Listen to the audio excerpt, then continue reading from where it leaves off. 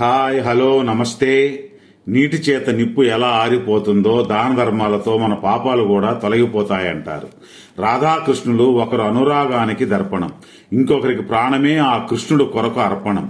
కృష్ణుడు ఆ రాధ మీద తన చూపుని ప్రసరించినందుకు రాధ తన ప్రేమని ప్రవాహంలా మార్చింది.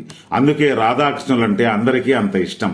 నిజానికి ప్రేమ దైవంతో సమానం. దానికి రూపం ఉండదు, భావం మాత్రమే ఉంటుంది. ఆ భావం తన భార్యదైతే ఆ భర్తకు ప్రాణం ఎప్పటికీ నిలిచి ఉంటుంది. ప్రేమకి మరణం లేదు, అది శాశ్వతం. ప్రేమకు హద్దు లేదు, అది అనంతం.